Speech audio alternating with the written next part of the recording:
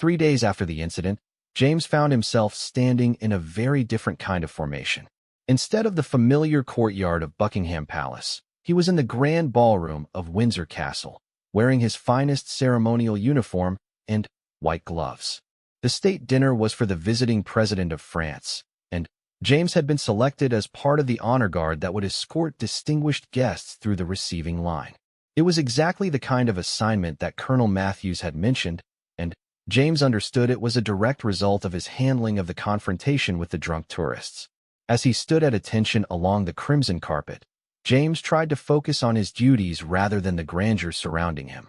The ballroom was magnificent, with crystal chandeliers casting warm light over centuries-old paintings and gold-leafed furniture.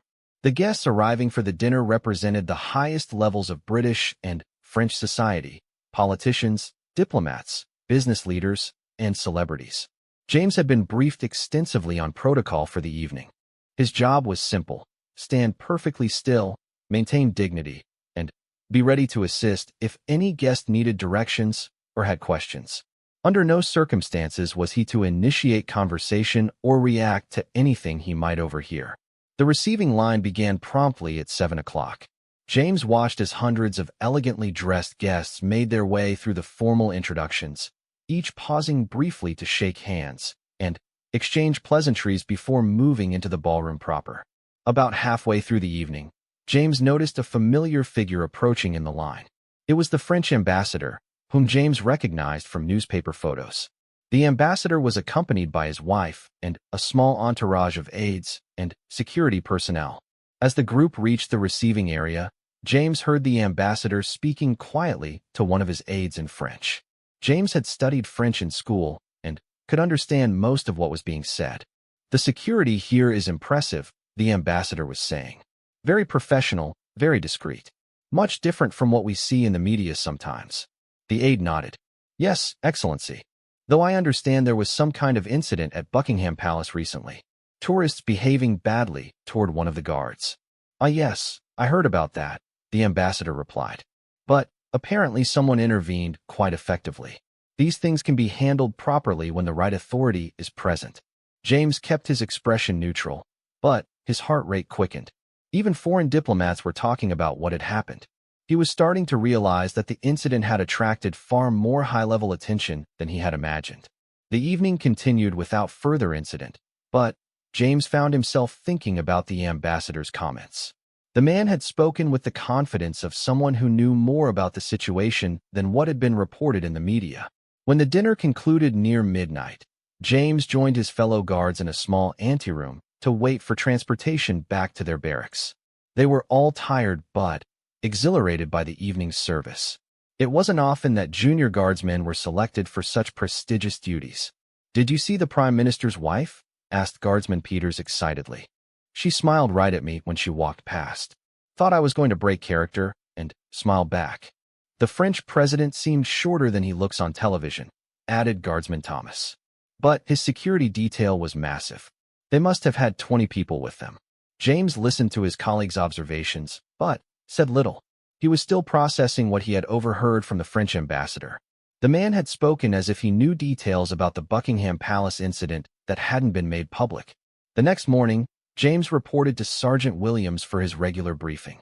Instead of the usual assignment to a palace gate or ceremonial post, he was told to report to a different location entirely. "You're assigned to close protection detail today," the sergeant explained. "Personal security for a private engagement. You'll receive specific instructions when you arrive." James had never worked close protection before. It was usually reserved for senior guardsmen with special training. The fact that he was being assigned to such duty after only 3 days was unprecedented. He was given an address in Kensington and told to report in civilian clothes, which was also unusual. James put on his best suit and made his way across London, wondering what kind of private engagement would require a Queen's Guard in civilian dress. The address turned out to be a small, exclusive art gallery in a quiet street near Kensington Palace. James was met at the door by a woman in a business suit who introduced herself as Sarah Pemberton from the Palace Security Office. "You're here for the private viewing," she said, leading him inside. "Your role is to blend in with the other guests while maintaining awareness of security concerns. You'll be briefed on specific protocols once everyone arrives. The gallery was small but elegant, with white walls displaying contemporary paintings and sculptures. There were perhaps 30 people present, all well-dressed and speaking in the hushed tones typical of art exhibitions. James recognized several faces from society magazines and newspaper photo pages. Your principal will arrive shortly, Sarah explained quietly. When they do, your job is to maintain a discreet presence nearby. Don't be obvious about it, but stay close enough to intervene if necessary. James nodded, though he still wasn't sure who he was supposed to be protecting or why a member of the Queen's Guard was needed for what seemed like a routine social event. 20 minutes later, he understood. The gallery door opened, and a familiar figure entered, accompanied by two other people in civilian clothes who were clearly security personnel. James recognized the person immediately, and suddenly, everything about his recent assignments made perfect sense. It was the same calm, authoritative presence that had transformed three aggressive drunks into apologetic schoolchildren with just a few quiet words. The same voice that had said, "That's quite enough," and instantly restored order to a chaotic situation. James felt a strange mixture of pride and nervousness as he realized he was being entrusted with protecting the very person who had protected him just a few days earlier. The irony wasn't lost on him, but he pushed those thoughts aside and focused on his duties. The private viewing continued for nearly 2 hours. James moved casually through the gallery, admiring the artwork while keeping track of everyone present. The other guests were clearly longtime supporters of the arts, discussing the pieces with knowledge and genuine enthusiasm. His principal moved through the crowd with easy grace, speaking knowledgeably about the paintings and engaging warmly with the other attendees. James was struck by how natural and unguarded the person seemed in this environment, so different from the formal public appearances he was used to seeing. Near the end of the event, something unexpected happened. One of the guests, an elderly man with thick glasses, suddenly collapsed near a large sculpture. Several people rushed to help, but there was immediate confusion about what to do. James didn't hesitate. His military training kicked in, and he quickly moved to the man's side, checking for vital signs and clearing space around him. The man was conscious but pale and sweating, showing signs of what looked like a heart attack. "Call an ambulance," James said quietly but firmly to one of the nearby guests. "And clear some space, please. Give him room to breathe." As James knelt beside the collapsed man, he felt a presence beside him. His principal had moved to the other side of the patient and was speaking in the same calm, reassuring voice that had defused the situation at Buckingham Palace. "You're going to be fine," the voice said, addressing the elderly man directly. "Help is coming, and you're in good hands." The man's eyes focused with recognition, and James could see the calming effect of those words. The patient's breathing became less labored, and some color returned to his face. "I've done some first aid training," his principal said to James. "What do you need me to do?" For the next few minutes, they worked together to keep the patient stable until paramedics arrived. James was amazed at how naturally his principal took direction and assisted without trying to take charge or make the situation about themselves. When the ambulance crew took over, James stepped back and watched as his principal spoke quietly with the patient's wife, offering comfort and arranging for her transportation to the hospital. "Well handled," Sarah Pemberton said, appearing at James's elbow.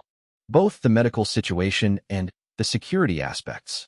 James nodded, though he wasn't sure what she meant about security aspects. "You kept the focus on helping the patient rather than on who was helping," she explained. "That kind of discretion is exactly why you were selected for these assignments." As the gallery began to empty, James found himself alone for a moment with his principal. It was the first time they had been face to face since the incident at Buckingham Palace, and James wasn't sure of the appropriate protocol. "Thank you for your assistance today," his principal said simply, "both with the medical emergency and with your professional service." "Thank you, sir," James replied, "for today and for what you did at the palace." There was a moment of understanding between them, an acknowledgement of the shared experience they had both been through. Then, his principal smiled slightly and moved toward the gallery exit. "I hope we'll have the chance to work together again," came the parting comment. James watched as his principal left the gallery, flanked by the discreet security detail. He realized that in the space of a week, he had gone from being a routine palace guard to being personally selected for special assignments by someone whose intervention had probably saved his career. The three drunk tourists who had harassed him at Buckingham Palace had no idea what they had started. Their aggressive behavior had led to a moment of crisis that revealed character under pressure, both James's ability to maintain discipline and his principal's natural authority and protective instincts. As James made his way back to the barracks, he reflected on how much his life had changed. He was still the same soldier who took pride in serving with the Queen's Guard. But now he was being trusted with responsibilities that most guardsmen never experienced. The incident that had started with three drunk men making fools of themselves had evolved into something that was opening doors James had never expected. He was beginning to understand that sometimes the most important moments in life come disguised as routine challenges, and that how you handle them can change everything that follows. But more than that, he was learning that true leadership doesn't need to announce itself with grand gestures or raised voices. Sometimes the most powerful authority is the kind that can transform a hostile situation with nothing more than calm presence and a few well-chosen words. James smiled as he walked through the London evening, thinking about art galleries, medical emergencies, and the strange turns that life could take when you least expected them. Tomorrow would bring new challenges and new opportunities, but he felt ready for whatever came next. After all, he had learned firsthand that when things get difficult, help can come from the most unexpected places and in the most quiet and effective ways imaginable. The story of what happened at Buckingham Palace that Saturday afternoon spread through the barracks like wildfire. By evening, every member of the Queen's Guard had heard some version of the events, though the details varied wildly depending on who was telling it. James tried to keep quiet about the incident, but his fellow guardsmen were persistent. During dinner in the mess hall, he found himself surrounded by curious faces, all wanting to hear the true account of what had really happened. "Come on, Mitchell," said Guardsman Peters, a lanky Scotsman who had joined the unit 6 months ago. Everyone's saying different things. Some say it was the Duke of Edinburgh. Others say it was Prince William. What really happened? James pushed his food around his plate, uncomfortable with the attention. 3 drunk blokes were causing trouble. Someone told them to move along. They left. End of story. But who was it? Pressed Guardsman Thomas, a Welsh soldier with barely 2 weeks on the job. It had to be someone important for them to run off like that. Sergeant Williams, a 20-year veteran of the Guards, cleared his throat from the head of the table. "What matters," he said in his gravelly voice, "is that Guardsman Mitchell maintained his position and upheld the standards of the regiment. The identity of any other person involved is not for public discussion." The table fell quiet, but James could see the curiosity still burning in his comrade's eyes. He appreciated the sergeant's intervention, but he knew the questions wouldn't stop there. Later that evening, as James was polishing his boots for the next day's duty, his mobile phone buzzed with a text message from his sister Sarah. She was a nurse in Manchester and usually only contacted him on weekends. Saw a video on Facebook of some drunk idiots bothering a guard at Buckingham Palace. The message read, "Please tell me that wasn't you getting harassed." James frowned. He had hoped the incident would stay local, but apparently someone in the crowd had posted video online. He quickly typed back, "Was working today. All fine. Don't worry." His phone buzzed again immediately. "The video has been shared thousands of times already. Can't see the guard's face clearly, but I recognized your stance. Are you sure you're okay?" Before James could reply, another message arrived, this time from his best mate from school, Danny, who lived in Birmingham. "Mate, is this you in this video? My girlfriend showed it to me. Says you're famous now." James set down his phone with a sigh. The last thing he wanted was to become famous for being harassed by drunk tourists. He had joined the Queen's Guard for the honor of serving, not to become a social media sensation. The next morning, James reported for duty as usual. As he walked through London toward the palace, he noticed people looking at him strangely. A few even took discreet photos with their phones. By the time he reached the barracks, he was starting to feel paranoid. "Mitchell," Sergeant Williams called as James entered the building. "Major wants to see you before you get changed." James's stomach dropped. Being called to see the major usually meant trouble, and he couldn't think of anything he had done wrong. He made his way to the officer's quarters, his mind racing through possible explanations. Major Harrison was a tall, thin man with graying hair and the bearing of someone who had spent his entire career in the military. He had served in Northern Ireland, Iraq, and Afghanistan before taking command of the Queen's Guard unit, and he had a reputation for being fair but strict. "Sit down, Mitchell," the major said, gesturing to a chair across from his desk. "I want to discuss yesterday's incident." "Yes, sir," James replied, sitting at attention. The major opened a folder on his desk. "I've read your report, and I've spoken to several witnesses. You handled yourself well under difficult circumstances." "Thank you, sir." However, the major continued, "the incident has attracted some unwanted attention. Palace security has informed me that video of the confrontation is circulating on social media. The press office is concerned about potential negative publicity." James felt his heart sink. "I'm sorry, sir. I tried to handle the situation quietly. You did nothing wrong, Mitchell. But the reality is that we now have to manage the fallout. The good news is that the videos show you maintaining perfect discipline under provocation. The palace is pleased with how you represented the guard." "Yes, sir." Major Harrison leaned back in his chair. "There is one complication, however. Several news outlets are trying to identify the person who intervened to stop the harassment. They've been making inquiries through official channels." "What does that mean, sir?" "It means that you may find yourself in the middle of a media storm whether you like it or not. The palace press office will handle any official inquiries, but you need to be prepared for attention you didn't ask for." James nodded, though he wasn't sure he understood the full implications of what the major was telling him. "One more thing," the major said, closing the folder.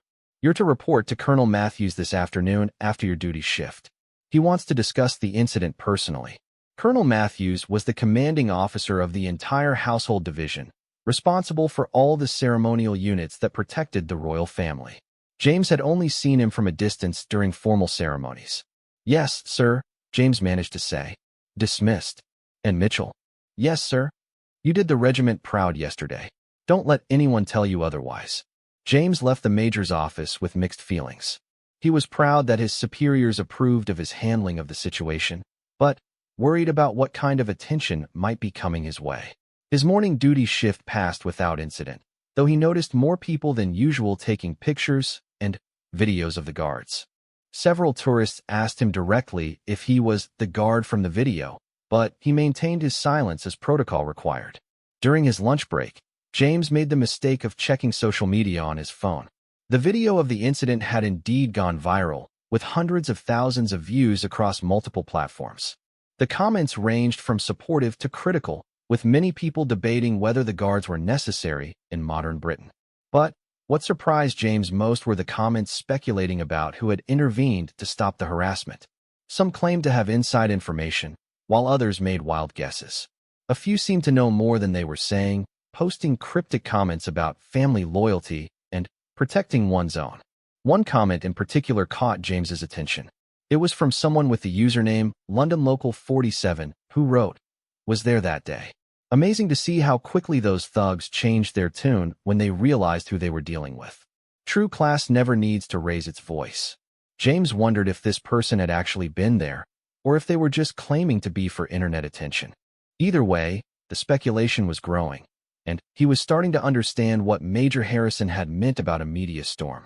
That afternoon, James made his way to Colonel Matthews's office in Wellington Barracks. The building was older and more formal than where his unit was housed, with portraits of famous military leaders lining the hallways. Colonel Matthews was a legendary figure in the British Army. He had commanded troops in the Falklands War and later served as military advisor to several government ministers. His office was filled with medals, commendations, and photographs of him with various members of the royal family.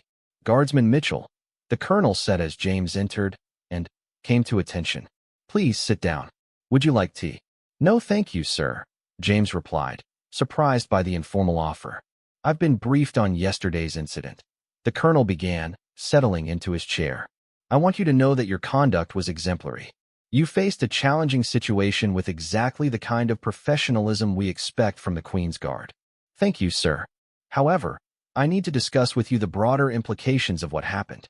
You may not realize it, but your actions yesterday have attracted attention at the very highest levels. James wasn't sure what that meant, but it sounded serious. The individual who intervened on your behalf, the colonel continued carefully, holds a position of considerable importance. Your professional handling of the situation before, during, and after that intervention has been noted and appreciated. I was just doing my duty, sir. Indeed. But not everyone would have maintained their composure under those circumstances. The fact that you did reflects well on your training, your character, and the reputation of the guards as a whole. The colonel stood and walked to the window, looking out at the parade ground where recruits were drilling. Mitchell, you've been selected for a special assignment. You'll be part of the ceremonial detail for several upcoming state functions. It's an honor that's typically reserved for guards with much more experience. James felt a surge of pride mixed with nervousness. Thank you, sir. I won't let you down. I'm confident you won't. But I need to make something very clear. These assignments will put you in close proximity to members of the royal family. You may find yourself in situations where you recognize faces, overhear conversations, or witness interactions that are not meant for public consumption. I understand, sir. Do you? Because the media attention from yesterday's incident means that anything you do or say from now on will be watched more closely. One careless word, one moment of indiscretion, and you could damage not only your own career but the reputation of everyone who serves alongside you. The weight of responsibility was starting to sink in. James had thought the incident with the drunk tourists was over, but apparently it was just the beginning of something much larger. There's one more thing, the colonel said, returning to his desk. You may receive approaches from journalists offering money for your story, or from people claiming to represent various interests. You are to report any such contact immediately to your commanding officer. Is that clear? Yes, sir. Good. You're dismissed. Report to Sergeant Williams tomorrow morning for briefing on your new assignments. As James walked back to his quarters, his mind was spinning with everything he had learned that day. What had seemed like a simple confrontation with some drunk troublemakers was turning into something that could define his entire military career. He thought about the moment when that calm voice had spoken behind him, instantly transforming three aggressive men into apologetic shadows. At the time, he had been focused on maintaining his own composure and following protocol. Now he was beginning to understand that he had witnessed something much more significant than he had realized. The respect shown by his superiors, the special assignments, the warnings about media attention, it all pointed to the fact that yesterday's intervention had come from someone whose authority was beyond question. James had always known that serving in the Queen's Guard meant being part of something larger than himself. But he was starting to understand that sometimes, that something larger might include moments when history itself seemed to pause and take notice of what was happening on a London sidewalk. As he prepared for another night of speculation from his fellow guardsmen, James made a decision. Whatever attention came his way, whatever opportunities or pressures followed, he would continue to serve with the same dedication and discretion that had carried him through yesterday's crisis. The three drunk men who had started this whole situation probably had no idea what they had set in motion. But James was beginning to understand that some encounters change everything. Even when they last only a few minutes on a summer afternoon. The summer heat pressed down on London like a heavy blanket as crowds gathered outside Buckingham Palace. Tourists snapped photos while children pressed their faces against the black iron gates. Among the sea of people, Guardsman James Mitchell stood perfectly still at his post, his red tunic pristine and his black bearskin hat sitting straight on his head. James had been a member of the Queen's Guard for 3 years. At 25, he was proud to serve in one of Britain's most honored military units. The Coldstream Guards had a reputation that stretched back centuries, and James took his duty seriously. Every morning, he polished his boots until they gleamed, pressed his uniform until every crease was sharp, and practiced standing motionless for hours. The tourists loved taking pictures with the guards. Most were respectful, keeping their distance and whispering quietly. James had learned to tune out the constant chatter and camera clicks. His job was to protect the palace and maintain the dignity of his position, no matter what happened around him. But this Saturday afternoon felt different. A group of young men had been hanging around the gates for over an hour, and Their behavior was getting worse. James could smell alcohol on them from several feet away. They stumbled as they walked and spoke too loudly, drawing annoyed looks from other visitors. "Look at this guy," one of them said, pointing at James. "He thinks he's so important in that silly hat." The man was about James's age, with messy brown hair and a football jersey that looked like it hadn't been washed in weeks. His friends laughed and moved closer to the guard post. James remained perfectly still, his eyes focused straight ahead. "I bet he can't even move," another one said. This one was taller and thinner, with a scraggly beard and bloodshot eyes. "They're like statues, completely useless." The group had grown bolder, stepping past the rope barriers that kept tourists at a safe distance. James could see a police officer across the courtyard, but the man was busy dealing with a lost child and her crying mother. "Hey, toy soldier," the first man called out, waving his hand in front of James's face. "Anyone home in there?" James had been trained for this. The Queen's Guard manual was clear about how to handle disruptive visitors. Stay calm, remain at attention, and only react if there was a genuine threat to security. Drunk tourists being rude didn't qualify as a threat, no matter how annoying they were. But these men weren't giving up. The tall one pulled out his phone and started recording. "Watch this," he said to his friends. "I'm going to make this robot break character." He moved even closer to James, so close that the guard could feel the man's breath on his face. The smell of cheap beer was overwhelming. "Come on, mate," the drunk man said. "Smile for the camera. Let everyone see what a joke you really are." James's jaw tightened slightly, but he held his position. Around them, other tourists were starting to notice the scene. Some looked uncomfortable and moved away. Others began taking out their own phones, sensing that something was about to happen. The third member of the group, a stocky man with a Liverpool accent, decided to join in. "Maybe he needs some help waking up," he said, reaching toward James's rifle. The weapon was ceremonial but real, and touching it was strictly forbidden. This was the moment James had to act. He shifted his stance slightly and spoke in a clear, authoritative voice. "Step back from the guard post immediately." The drunk men laughed. "Oh, he can talk," the first one said. "Say something else, toy soldier. Dance for us." James remained calm, but inside he was calculating his options. There were 3 of them, all clearly intoxicated and becoming more aggressive. The nearest police officer was still across the courtyard. Palace security would respond if he called for help, but that would mean abandoning his post and causing a scene that would end up on social media within minutes. The situation was escalating, and James knew it. The tall man with the phone was now trying to knock off his bearskin hat while recording. The stocky one was still reaching for his rifle. The first man was shouting insults, trying to get any kind of reaction. "You're pathetic," the ringleader said, his voice getting louder. "Standing there like an idiot while real people have real jobs. What kind of man dresses up like a doll for tourists?" James had heard worse insults during his military training, but something about this felt different. These men weren't just drunk tourists having fun. There was genuine malice in their voices, real contempt for what he represented. The crowd around them was growing. Some people were taking pictures and videos, capturing every moment of the guard's humiliation. James could see the disappointment on the faces of families with young children who had come to see the famous Queen's Guard, only to witness this ugly scene. "Leave him alone," a woman's voice called out from the crowd. "He's just doing his job." The drunk men turned toward the voice, but James couldn't see who had spoken without breaking his position. The tall man laughed and turned his phone toward the crowd. "Mind your own business, love. We're just having a bit of fun with the tin soldier." The situation was spiraling out of control.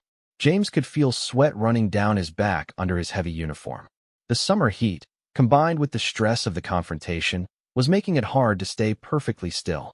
His training told him to wait for backup, but his instincts as a soldier were screaming at him to defend himself. The ringleader stepped even closer, now just inches from James's face. "You know what I think," he said, his breath hot and sour. "I think you're a coward hiding behind that fancy costume. I think you wouldn't last 5 minutes in a real fight." James's hands tightened imperceptibly on his rifle. He was a trained soldier, not just a ceremonial guard. He had served in Afghanistan before joining the Queen's Guard, and he had seen real combat. These drunk fools had no idea who they were messing with. But his duty was clear. He represented the crown, the military, and centuries of British tradition. Losing his temper would dishonor all of that, no matter how justified it might feel.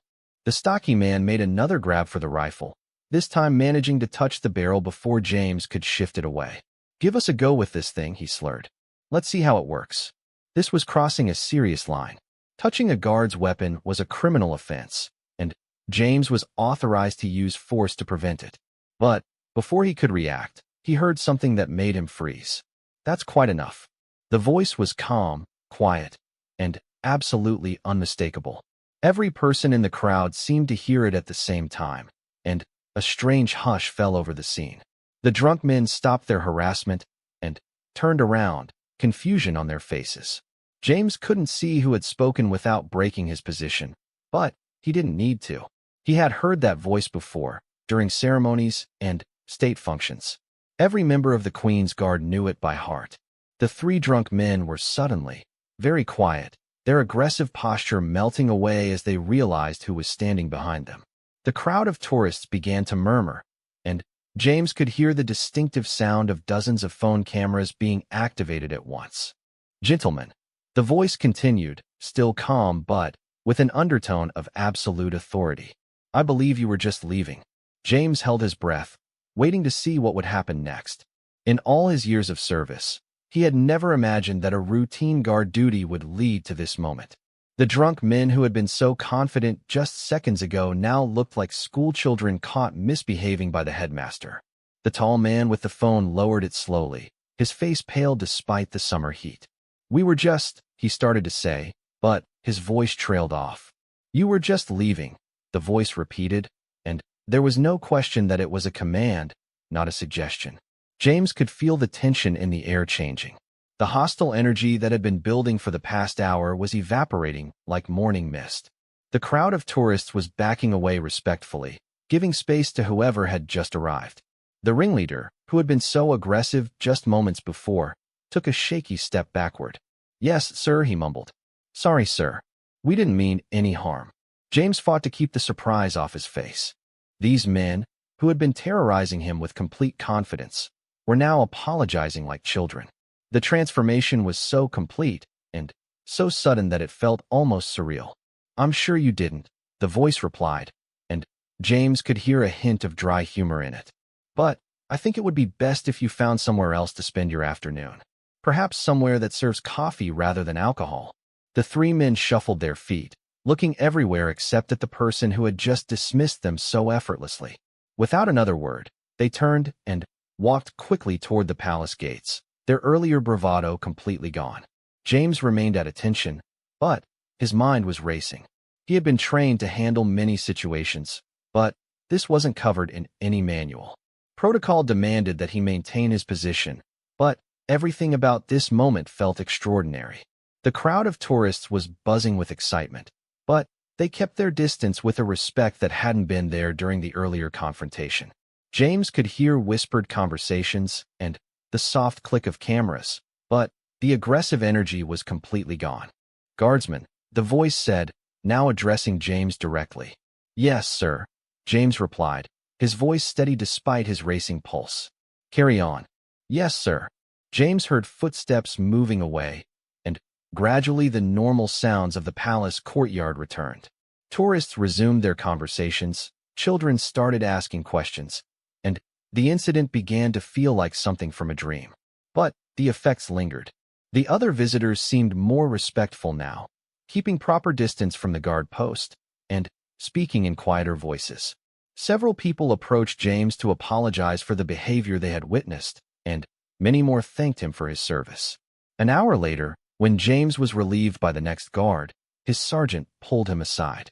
"Heard there was some trouble today," the older man said. "Nothing I couldn't handle, Sergeant," James replied. The sergeant smiled. "I'm sure there wasn't. But word is, you had some unexpected backup." James nodded, but didn't elaborate. Some things didn't need to be put into words, especially not in an official report. As he walked back to the barracks to change out of his uniform, James reflected on what had happened. He had been prepared to defend himself and his post against the drunk troublemakers. His training had equipped him for that confrontation. But he hadn't been prepared for rescue to come from such an unexpected source, or for it to be so complete and effortless. The three men who had seemed so threatening just an hour ago had been reduced to apologetic shadows by nothing more than a calm voice and natural authority. James smiled to himself as he entered the barracks. Tomorrow he would be back at his post, standing guard over the palace with the same dedication and pride he had always felt. But he would also have a story that he would never forget, and a deeper appreciation for the institution he served.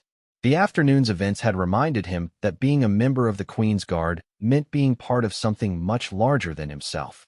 It was about tradition, duty, and honor that stretched back through centuries of British history. And sometimes, just sometimes, that history had a way of protecting its own.